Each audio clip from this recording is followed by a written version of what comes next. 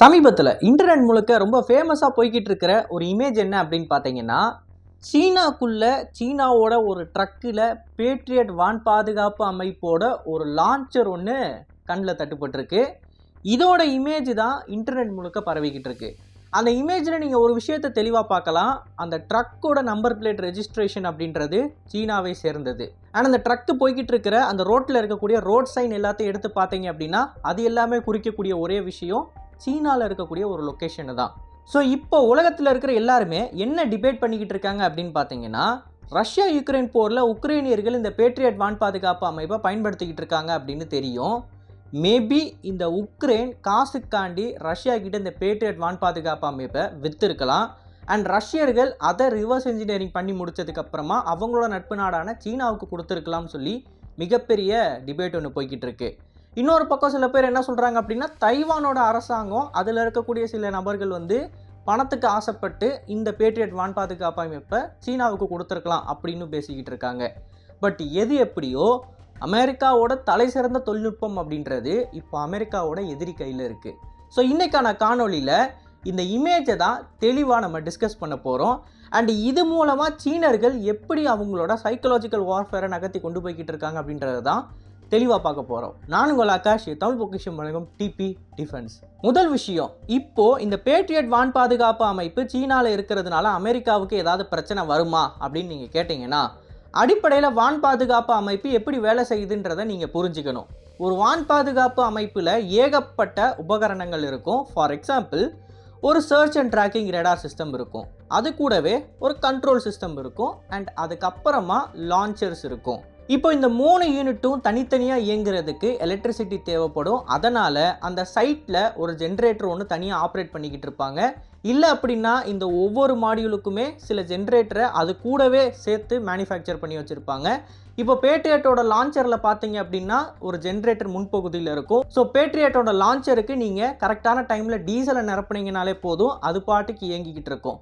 ஆனால் அதோட ரேடார் சிஸ்டமுக்கோ இல்லை கண்ட்ரோல் சிஸ்டமுக்கோ பார்த்தீங்க அப்படின்னா எக்ஸ்டர்னலாக சில ஜென்ரேட்டர்ஸை மவுண்ட் பண்ண வேண்டியதாக இருக்கும். ஸோ அதுக்கேற்ற மாதிரியான ஜென்ரேட்டர் யூனிட்டும் அந்த சைட்டில் இருக்கும். கூடுதலாக ஒரு ட்ரக்கில் டீசலை ஏற்றிக்கிட்டும் கொண்டு நிறுத்தி வச்சுருப்பாங்க. இப்போது ஒரு பேட்ரியட் வான் பாதுகாப்பு அமைப்போட ரேடார் மற்றும் கண்ட்ரோல் யூனிட் கூட நீங்கள் மல்டிபிள் லான்ச்சர்ஸை கனெக்ட் பண்ணி வைக்க முடியும். கரண்ட்டாக இப்போ அமெரிக்காவோட பேட்ரியட் வான் பாதுகாப்பு அமைப்பில் ஒரே ரேடார் மற்றும் கண்ட்ரோல் யூனிட்டு கூட 17 லான்ச்சர்ஸை நீங்கள் இணைந்து ஆப்ரேட் ஆகிற மாதிரி ஒரு கான்ஃபிகரேஷனில் வைக்க முடியும்.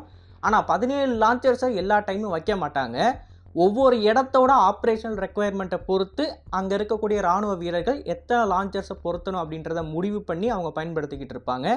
இதுதான் வான் பாதுகாப்பு அமைப்போட பேசிக் கான்செப்ட். இப்போ இந்த கான்செப்ட்லேருந்து நீங்கள் ஒரு விஷயத்தை அடிப்படையில் புரிஞ்சுக்கலாம். இந்த மொத்த வான் பாதுகாப்பு அமைப்போட ஒரு யூனிட்லேயே ரொம்ப முக்கியமான உபகரணங்கள் என்ன அப்படின்னு பார்த்தீங்கன்னா, search and tracking radar and அது கூடவே fire control system or control system தான். இப்போ இந்த சர்ச் அண்ட் ட்ராக்கிங் சிஸ்டம் தான் எதிரி எங்கே இருக்கான் அப்படின்றத டிடெக்ட் பண்ணும். இப்போ ரஷ்யாவோட search and tracking radar 500 kilometre தொலைவில் இருக்கக்கூடிய எதிரிகளை டிடெக்ட் பண்ணும். அண்ட் 400 கிலோமீட்டர் அவங்க பக்கத்தில் வந்ததுக்கப்புறமா அவங்கள ட்ராக் பண்ணும். அமெரிக்காவோட பேட்ரியட் வான் பாதுகாப்பு அமைப்பும் சிமிலரான தூரத்தில் எதிரிகளை டிடெக்ட் மற்றும் ட்ராக் பண்ண முடியும். இந்த ட்ராக்கிங் டிடெக்ஷனை தாண்டி இந்த லான்ச்சரில் இருக்கக்கூடிய ஏவுகணை எதிரியை போய் தாக்குறதுக்கு தேவையான அந்த கோஆர்டினேட்ஸை ஒருத்தர் கொடுத்தாங்கணும். அந்த ஆள் யார் அப்படின்னு பார்த்தீங்கன்னா அதுதான் கண்ட்ரோல் யூனிட்டு. இந்த கண்ட்ரோல் யூனிட் அப்படின்றது காமனாக எல்லா நாட்டோட வான் பாதுகாப்பு அமைப்புலையும் இருக்கக்கூடிய ஒரு விஷயம்தான். அது எய்தர் ஒரே யூனிட்டாக இருக்கலாம், இல்லை அப்படின்னா பேட்ரியட் மாதிரி தனித்தனி யூனிட்டாக இருக்கலாம். இப்போ S-400 எடுத்துக்கிட்டிங்க அப்படின்னா அதில் பேட்ரியட் மாதிரியே தனியாக ஒரு கண்ட்ரோல் யூனிட் ஒன்று இருக்கும். அண்ட் ஆகாஷ் வான் பாதுகாப்பு அமைப்பு எடுத்துக்கிட்டிங்கனாலும் அதுலேயும் பேட்ரியட் மாதிரியே தனியாக ஒரு கண்ட்ரோல் யூனிட் இருக்கும். இதே மாதிரி ஒரே ட்ரக்கில் சில கண்ட்ரோல் யூனிட்டையும் மாடிஃபை பண்ணி பயன்படுத்திக்கிட்டு இருப்பாங்க. அதில் ஒரு உதாரணம் தான் பன்ஷீர் ஏர் டிஃபென்ஸ் சிஸ்டம். பன்ஷீரை பொறுத்த வரைக்கும் லான்ச்சர்ஸு, ரெடாரு, அது கூட கண்ட்ரோல் யூனிட்டு 3மே பார்த்தீங்கன்னா ஒரே யூனிட்டாக இருக்கும், ஒரே ட்ரக்கில் மவுண்ட் பண்ணி வச்சுருப்பாங்க. இது மாதிரி வான் பாதுகாப்பு அமைப்புகள் இருக்குது. பட் கோர் கான்செப்ட் என்ன அப்படின்னு பார்த்தீங்கன்னா, சர்ச் அண்ட் ட்ராக்கிங் ரேடாரு, ஒரு கண்ட்ரோல் யூனிட்டு, ஒரு லான்ச்சரு. இதுதான் கோர் கான்செப்ட். இந்த கான்செப்ட் படி ரொம்ப முக்கியமானது search and tracking radar, control unit. அதுலேயும் குறிப்பாக சொல்லணும் அப்படின்னா இந்த கண்ட்ரோல் யூனிட்டில் இருக்கக்கூடிய சாஃப்ட்வேர் ஆர்கிடெக்சர் தான் ரொம்ப ரொம்ப முக்கியமான விஷயம். ஏன்னா கண்ட்ரோல் யூனிட் தான் எதிரிகளை எப்படி தாக்கணும், எங்கே தாக்கணும், எத்தனை ஏவுகணைகள் அனுப்பணும், எங்கே அனுப்பணுன்றதை கால்குலேட் பண்ணி முடிவெடுத்து அந்த இன்டர்செப்டாருக்கு தேவையான டைரக்ஷனை கொடுக்குது. ஸோ இருக்கிறதுலே ரொம்ப முக்கியமானது என்ன அப்படின்னு பார்த்தீங்கன்னா அந்த கண்ட்ரோல் சிஸ்டம் தான், அதுக்குள்ளே இருக்கக்கூடிய சாஃப்ட்வேர் ஆர்கிடெக்சர் தான். ஸோ இந்த குறிப்பிட்ட கான்செப்டை நீங்கள் புரிஞ்சுக்கிறதன் மூலமாக ஒரு கன்க்ளூஷனுக்கு உங்களால் வர முடியும். சீனா கிட்ட இருக்கக்கூடியது உண்மையிலேயே அமெரிக்காவோட ஒரு பேட்ரியட் லான்ச்சராக இருந்தாலுமே அதனால் அவங்களுக்கு எந்த விதமான பயனும் இருக்காது. ஏன் அப்படின்னா அதுக்குள்ளே இருக்கிறது வெறும் ஏவுகணை மட்டும்தான், ஏவுகணையை தாண்டி வேறு எதுவுமே இருக்காது. லான்ச்சர்ஸ் ஏவுகணைகளை இப்போது கரண்ட்டாக உலகத்தில் இருக்கக்கூடிய எந்த ஒரு தேர்ட் வேர்ல்டு கண்ட்ரியாலையும் உருவாக்க முடியும். லான்ச்சர்ஸ் ராக்கெட் சிஸ்டம்ஸ் அந்த அளவுக்கு ரொம்ப ஆக்சசிபிளான ஒரு டெக்னாலஜியாக மாறிடுச்சு. ஸோ சீனா அமெரிக்காவோட அந்த லான்ச்சரையும் அதுக்குள்ளே இருக்கக்கூடிய ஏவுகணையும் பிரித்து பார்த்து டைசெக்ட் பண்ணி பெருசாக எதையும் கண்டுபிடிக்க போகிறதில்ல. அவங்கக்கிட்ட ஆல்ரெடி இருக்கிற டெக்னாலஜி தான் இதுக்குள்ளே இருக்கும். ஆனால் எப்படி இருந்தாலுமே PAC-2 அப்படின்னு சொல்லக்கூடிய இந்த இன்டர்செப்டார் ஏவுகணைன்றது அமெரிக்காவோட ஒரு தொழில்நுட்பம் தான். இது உண்மையிலேயே சீனர்களோட கையில் இருந்துச்சு அப்படின்னா கண்டிப்பாக ஏதாவது ஒரு வகையில் அவங்களுக்கு பாதிப்பு அப்படின்றது இருக்கும். ஆனால் இந்த குறிப்பிட்ட இமேஜை நம்ம உற்று நோக்கிறதன் மூலமாக நமக்கு ஒரு விஷயம் வெளிப்படையாக தெரியுது. பேட்ரியட் வான் பாதுகாப்பு அமைப்போட இதர சிஸ்டமோட இமேஜஸோட கம்பேர் பண்ணி பார்க்குறப்ப நிறையவே வேறுபாடுகளை நம்மளால் கண்டுபிடிக்க முடிஞ்சிருக்கு. அண்ட் அதன் மூலமாக காமனாக நீங்களோ நானோ இந்த பேட்ரியட் வான் பாதுகாப்பு அமைப்பு ஒரு ஃபேக் அப்படின்றத முடிவு பண்ணிட முடியும். அண்ட் இதை தாண்டி உண்மையிலே பேட்ரியட் வான் பாதுகாப்பு அமைப்பை ஆப்ரேட் பண்ணிக்கிட்டு இருக்கிற ஒரு சோல்ஜர் தனியாகவே முன் வந்து ஒரு யூடியூப் சேனலில் காணொலியாக போட்டிருக்காரு, இந்த பேட்ரியட் வான் பாதுகாப்பு அமைப்பு ஒரு ஃபேக்கு அண்ட் அதுக்கான காரணங்கள் என்ன அப்படின்றது. ஸோ அதை தான் நம்ம அடுத்த டீட்டெயில்டாக பார்க்க போகிறோம். முதல் விஷயம், காமன் ஆடியன்ஸாக நீங்களும் நானும் நிறையவே டிஃப்ரென்சஸ் பார்க்க முடியும். அதில் ஃபஸ்ட்டு நம்ம கண்ணில் தெரிகிறது கேபிள் மேனேஜ்மெண்ட்டு தான். பேட்ரியட் அப்படின்னு எடுத்துக்கிட்டிங்கன்னா அதோட பின்பகுதியில் நிறையவே கேபிள்ஸ் கொசன்னு இருக்கும். அந்த கேபிள்ஸ் எல்லாமே இந்த குறிப்பிட்ட சீனாவில் இருக்கக்கூடிய மாடலில் எதுவுமே இல்லை. வெறுமனே 2 கேபிள் ஒன்று கிறிஸ் கிராஸாக போகுது, அவ்வளோதான். அதை தாண்டி பெருசாக வேறு எந்த கேபிளுமே இல்லை. அண்ட் இது கூட இந்த சீனாவோட அந்த பேட்ரியட் வான் பாதுகாப்பு அமைப்போட கால்களை நீங்கள் பார்த்தீங்க அப்படின்னா அது ரொம்பவே வலுவிழந்து இருக்கும். அதாவது சோத்துக்கு செத்தவனோட கால் மாதிரி இருக்கும். இந்த கால்களால் 40 டன் எடையெல்லாம் தாங்கவே முடியாது. அதை நீங்கள் வெளிப்படையாக பார்த்தாலே தெரியும். இதே உண்மையான பேட்ரியட் வான் பாதுகாப்பு அமைப்போட அந்த 4 கால்களோடு நீங்கள் ஒப்பிட்டு பார்த்தீங்க அப்படின்னா அதோட சைஸ் பார்த்தீங்கன்னா இதை விட டபுள் மடங்கு இருக்கும். அண்ட் கூடுதலாக ரொம்ப ஆடாக தெரிஞ்ச ஒரு விஷயம் என்ன அப்படின்னு பார்த்தீங்கன்னா, நான் ஆரம்பத்திலே சொல்லியிருப்பேன், லான்ச்சர்ஸுக்கு தனியாக ஒரு ஜென்ரேட்டரை பொருத்தி வச்சுருக்காங்க, அது முன்பகுதியில் இருக்கும் அப்படின்னு. ஸோ இந்த சீனாவோட லான்ச்சரில் முன்பகுதியில் பார்த்தீங்க அப்படின்னா எதுவுமே இருக்காது, வெட்ட வெளியாக இருக்கும்.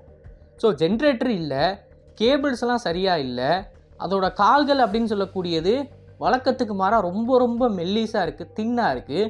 ஸோ இந்த 3 விஷயத்தை நீங்களும் நானும் பார்க்குறப்ப ஓகே தெளிவாக ஒரு முடிவுக்குள்ளே வந்துடலாம், இது ஒரு மாக்கப் அப்படின்னு. அதாவது உண்மையாக இருக்கணும் அப்படின்ற மாதிரியே டிசைன் பண்ணப்பட்ட ஒரு பொருள், அவ்வளவுதான். இதை தாண்டி அந்த லான்ச்சரில் இன்னொரு முக்கியமான டெக்ஸ்ட் ஒன்று நீங்கள் பார்க்க முடியும். இனர்ட் அப்படின்னு போட்டிருப்பாங்க. இந்த இனர்ட்டுக்கான அர்த்தம் என்ன அப்படின்னா உள்ளே இருக்கக்கூடிய ஏவுகணைகள் ஒன்று வேலை செய்யாது, இல்லை அப்படின்னா உள்ள ஏவுகணைகளே இல்லை. ஸோ இந்த 2 விஷயத்துக்கான பொருள் தான் இனர்ட் அப்படின்றது.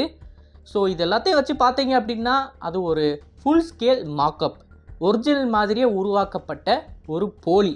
இப்போது காமனாக இருக்கக்கூடிய டிஃபரன்சஸை தாண்டி இந்த பேட்ரியட் வான் பாதுகாப்பு அமைப்பை ஆப்ரேட் பண்ண ஒரு சோல்ஜர் ஒருத்தர் சில கிரிட்டிக்கலான இன்ஃபர்மேஷன் கொடுக்குறாரு. அதை நம்ம பார்த்தோம் அப்படின்னா இதோட கால்கள்லேருந்து அவர் ஆரம்பிக்கிறாரு. எல்லா பேட்ரியட் லான்ச்சர்ஸோட கால்களும் ஸ்க்ரூ ஆக்டிவேட்டட், ஹைட்ராலிக் ஆக்டிவேட்டட் கிடையாது. அதாவது கால்கள் மடங்கிய நிலைமையிலேருந்து டோட்டலாக விரிஞ்சு அதோட எடையை தாங்குற மாதிரி பொசிஷனுக்கு போய் உட்காரும் இல்லையா, அப்படி உட்கார்றதுக்கு இந்த சீனர்களோட லான்ச்சரில் என்ன இருக்குது அப்படின்னு பார்த்தீங்கன்னா ஒரு ஹைட்ராலிக் சிஸ்டம் இருக்குது. ஆனால் உண்மையான பேட்ரியட் லான்ச்சரில் ஹைட்ராலிக் சிஸ்டம் கிடையாது, ஸ்க்ரூ டைப்பில் ஒரு சிஸ்டம் ஒன்று கொண்டு வந்திருப்பாங்க.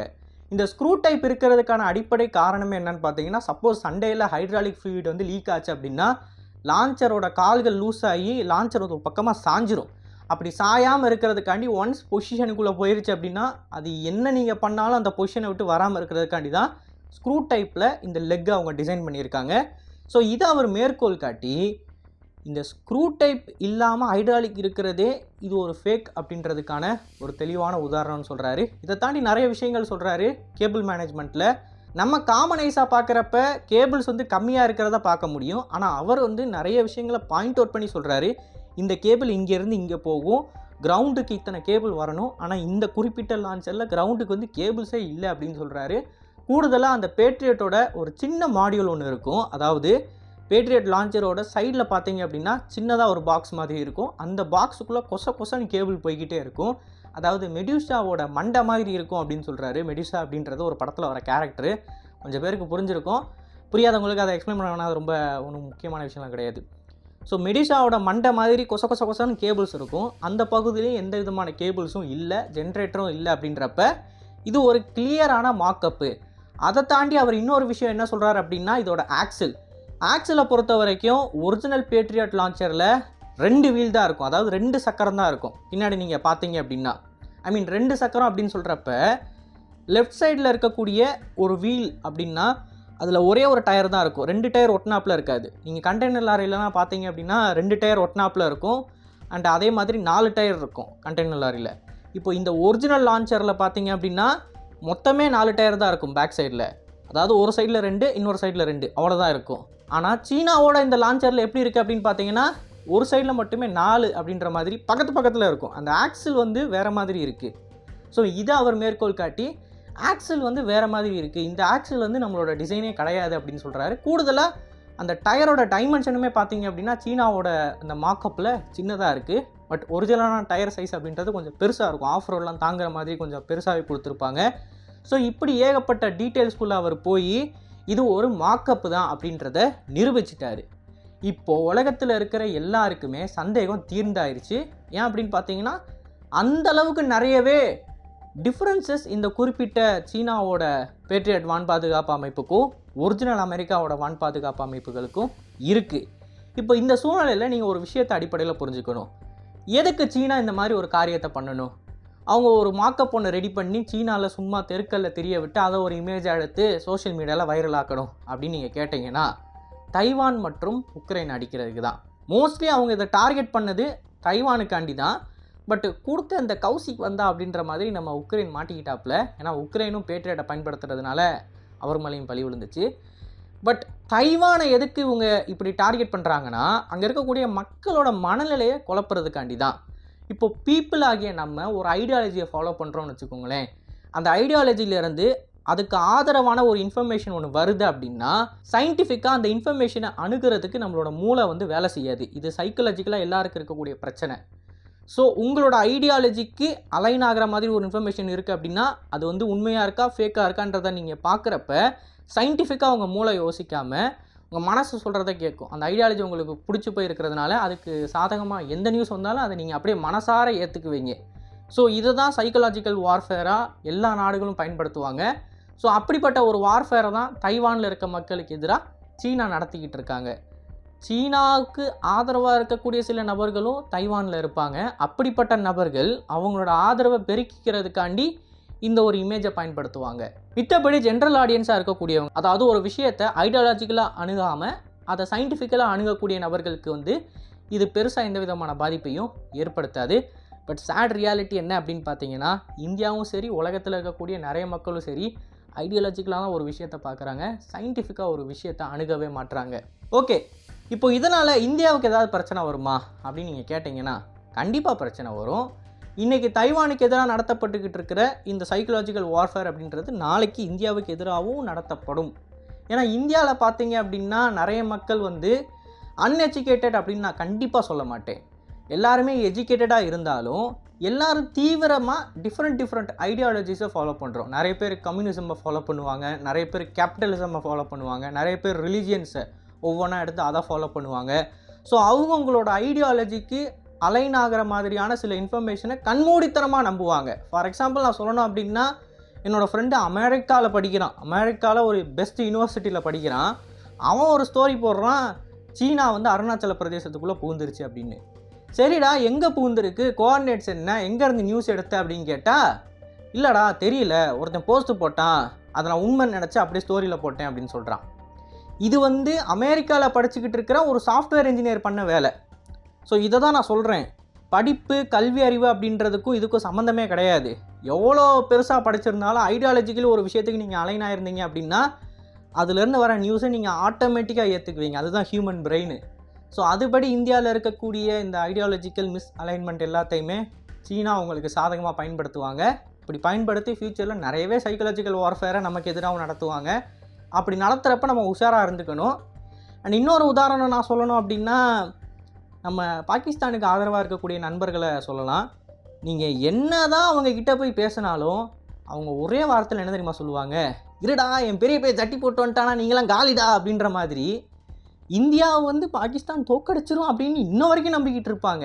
ஸோ அப்படிப்பட்ட நபர்கள்கிட்ட நீங்கள் பேசுகிறதே வேஸ்ட். ஏன்னா அவங்க வந்து பியூர்லி ஐடியாலஜிக்கலி ஒரு விஷயத்தில் அலைன்ட் ஆகிட்டாங்க. ஸோ இதே மாதிரி ஃப்யூச்சரில் நம்மளோட மக்களுக்கு இடையிலையும் குழப்பங்கள் ஏற்படும். அப்படி ஏற்படுறப்ப நம்ம தெளிவாக ஒரு விஷயத்த அணுகணும் அப்படின்றது தான் இந்த காணொலியின் மூலமாக நான் சொல்லக்கூடிய ஒரு முக்கியமான விஷயம். அண்ட் என்னோடய வயசு கம்மி தான். ஸோ ஒரு சில விஷயங்கள் வந்து எப்படி சொல்லணும்னு தெரியாமல் சொல்லியிருப்பேன். ஏதாவது தவறுதலாக சொல்லியிருந்தேன் அப்படின்னா மன்னிச்சிக்கோங்க. அண்ட் இந்த வீடியோ பற்றி நீங்கள் என்ன நினைக்கிறீங்க அப்படின்றத மறக்காமல் கமெண்ட்ஸில் பதிவிடுங்க. அண்ட் இது போல் பல தகவல்களை நீங்கள் தெரிஞ்சுக்கணும் அப்படின்னு நினச்சிங்கன்னா சேனலை சப்ஸ்கிரைப் பண்ணிக்கோங்க. நல்லதை இப்போ இருந்து நல்ல சமுதாயத்தை உருவாக்கும். நன்றி, வணக்கம்.